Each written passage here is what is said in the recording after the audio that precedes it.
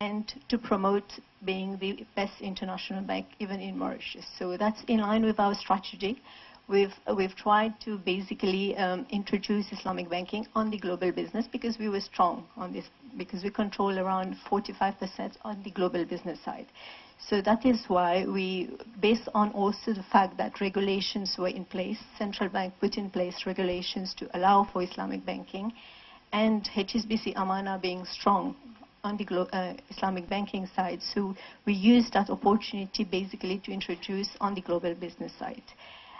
Having said that, we've introduced two main products, which is investment related, that's true. It's a basic current account and an investment account.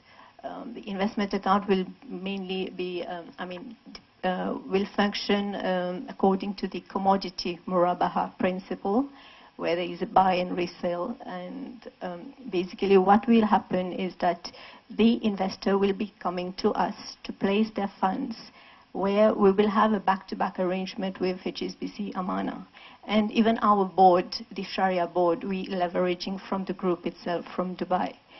So for us, it didn't imply too much of a cost because we're already leveraging from the group. But having said that, I think on the retail side, it will have lots of implications if we're offering it to the retail market, because one will need to have fully trained staff to all the branches, because it's a specialized product and not anyone can just go and sell it. So it involves training and education of the people, because even when we launched Islamic banking in Mauritius, lots of people were saying, can we get a loan? Because they thought it's interest-free, so no interest to be paid. So I think lots of awareness needs to be created along that line. You take on the microphone. I go on and ask our organizer here, Mr. Razak. Now, we kept reading that microfinance is a very important tool to empower not the opposite of what Johari is looking at, not the high net worth people, but the grassroots people. At the same time, I understand that Al Baraka has planned to introduce microfinance in the very near future. Now, we also understand that microfinance has been highly criticized because of the very high rate, all right?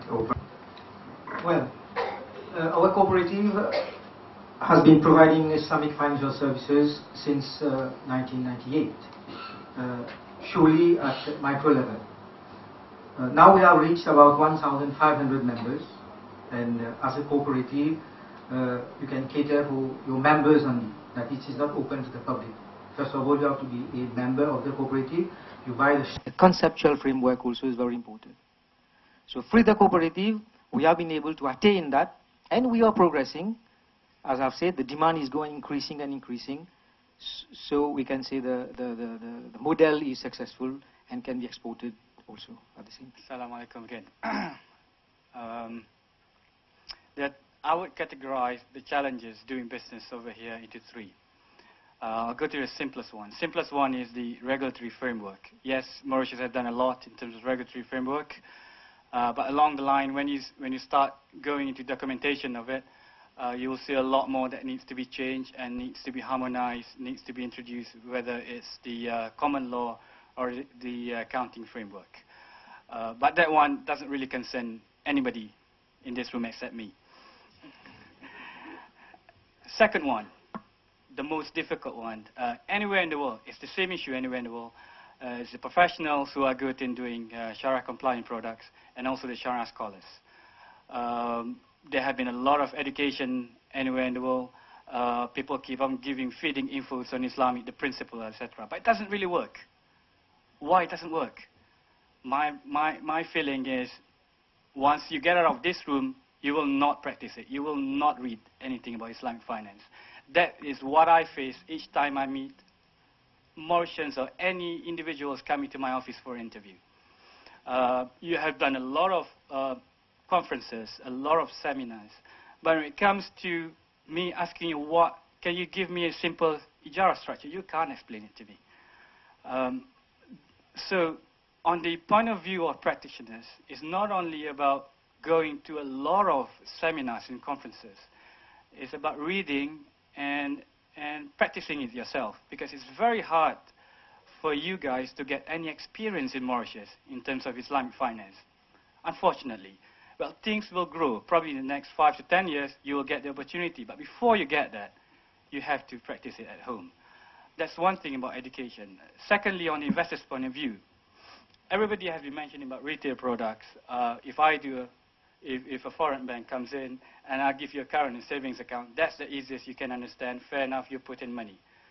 But believe me, you can ask Sanjeev or anybody here who has done retail, the cost of building it is phenomenal. You're going to put in a lot of investment in there, and afterwards, if nobody comes in and put in deposits, then you're left with a lot of debt behind you. So our approach is, yes, we are not focusing directly on retail investors right now, but we are doing products that can reach the retail market. So later on, if I do a simple Ijara funds management product denominated to 10,000 rupee per unit, if all of you buy it, then I will introduce retail product immediately. Let's walk the talk afterwards.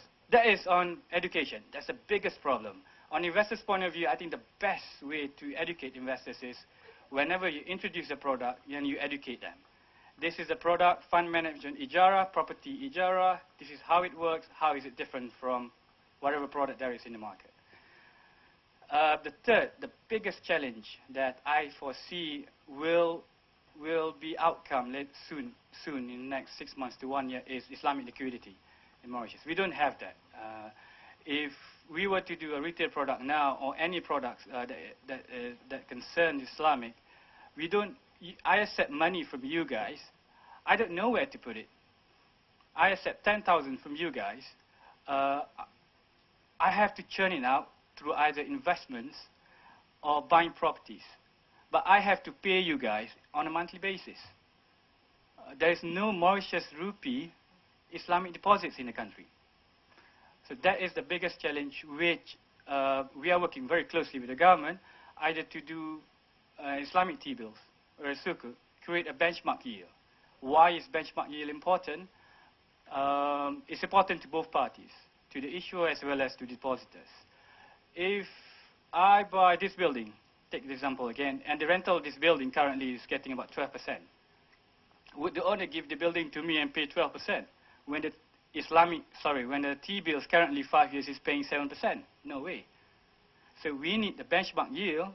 If the Islamic T-bill's benchmark yield is 7%, I securitize this building and sell it to public for 7%. In that manner, we will have an Islamic liquidity slowly in the market. First, we introduce a long-term Islamic liquidity, and slowly, hopefully, with intervention by HSBC Mana as well, we will start introducing interbank, Islamic repos, repurchase agreements, repurchase contracts with all the banks in Mauritius. Even though with Habib Bank or ABC, they are not Islamic, we can still do a bilateral Islamic commodity murabaha for liquidity purposes. That is the biggest challenge I see, and hopefully it will be addressed in the next 6 months or 1 year. Thank you. Thank you very much, Mr. Johari. Now, we move on now to Mr. Shabir Shohan. Mr. Shabir Shohan is the Chief Executive of Al-Baraka. Al-Baraka, I understand, has 12 branches over the world, 12 branches. And the HQ is currently in Bahrain. And he was first set up by Sheikh Saleh Kamil. Now, can you share with us your view on the retail or the wholesale Islamic banking business itself in South Africa? And what are the challenges that you face in putting up the bank in South Africa? But just Al-Baraka Banking Group, there are 12 subsidiaries throughout the world. 5 of them in Africa, in the Middle East, Turkey, kind of, etc. And I think what's fascinating for me is the model that's been explained is where South Africa was probably 20 years ago. That they never have an Islamic bank. But in some instances, I would like to believe that Mauritius is more advanced than where South Africa is. I was amazed to see on the slide that you had your Banks Act amended in 2007 to cater for Islamic banking. Even if it's not in totality, South Africa hasn't got an Islamic banking legislation. It's operating via the conventional banking legislation, and Islamic banks are kind of following that legislation. But in that 20 years, they've managed to grow an asset base of $400 million, just on the basis of no legislation at all. Obviously, you've got to make some kind of changes to meet those requirements. So that's the first kind of issue. So I think this is quite an exciting time for Mauritius as far as the launching of Islamic banking goes. The second issue is the growth has been quite significant. The branch in South Africa, throughout the world, the Al Baraka Banking Group has got 400 retail outlets, of which 6 or 8 are in South Africa. But the growth has been quite phenomenal. Last year, you find South African banks grew about 4 or 5% in total, maybe due to the recession and the downturn, etc. Al Baraka Banking Group, or Al Baraka South Africa, grew by 30% in 2009 and 20% in 2010. Obviously, it's off a very, very small base. The Islamic assets in the country comprise less than 0.1%. So there is room for that to improve. The third kind of aspect is that it's quite exciting. The bigger banks, that's the Absa Bank and the First National Bank, who are 2 of the big 4 banks in South Africa,